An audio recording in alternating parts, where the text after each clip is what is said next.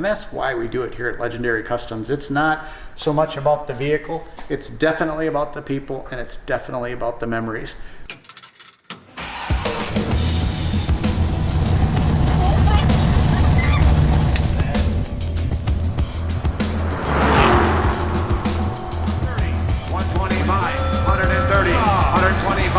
We're selling it!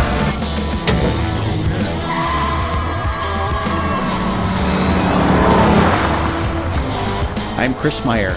Join me and the Legendary Customs team as we take ordinary rides and craft them into legendary customs.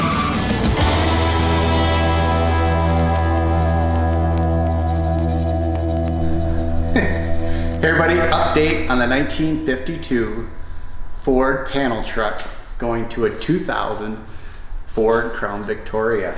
All right, as you can see, all of the bodywork on this side, all of the bodywork on the other side is completed. On the other side, we just have to rebuild the front of the wheel well. And then an hour and a half, 2 hours later, that bodywork will be done.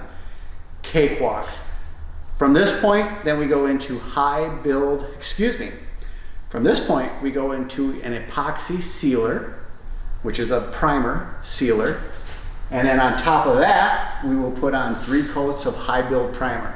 What the high build primer is exactly what you think it is. It's a high build product, so we can do the final sanding to get this thing straight. Anyway, exciting news. Hagan, they make a beautiful product that we have had approved by Chris to use on his panel truck. So, rewind, get back here. This, sticking out the side of the truck, is how you used to fill these things. I don't have a picture with me, but Hagan fuel doors, they make a fuel door. It's round. It's a square piece that we literally weld in, but it's round, the door, and they have them straight flat for flat panels, and they have one with a 32-degree slight curve. They send you this little thing off the internet. You can print it. It just shows you the curve. They have a heavy curve. They have a light curve for different panels. The light curve, it's almost perfect.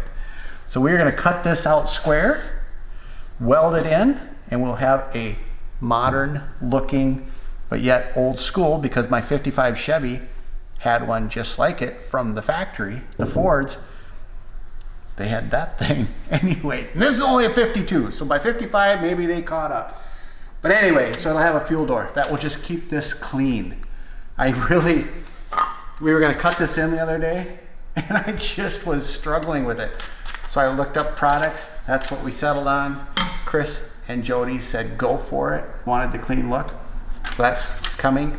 View or tune in. You'll see that on one of the next upcoming episodes. The floors. Floor pans roached. We ordered a set of, and I gotta give this company kudos. All right. Auto Body Panels. There's their website, there's their phone number. I ordered a product from them. They sent it. It wasn't consistent. It wasn't what I wanted. It wasn't what they had in their pictures. They did not gripe with me at all. They just said, here's a return label, send it back. And because of that, I went back to them, and believe it or not, they actually make panels that look just like the originals. So from them, I ordered these panels versus the other ones. They just came in. This is the front of the passenger side, just like it came from the factory. So very happy, good company, customer service, check them out. Again, I wasn't happy with the first ones, but if it was a very smooth look, it wasn't. Anyway, if you want the real thing, they make that too. So this is coming along. There's our update, where we are today. And then next 2, maybe 3 weeks, we'll get the roof done, the dash done, the firewall done, and then it will be into the sealer / high build primer. Then after that, sanding and sanding and sanding and sanding, it'll be ready for paint.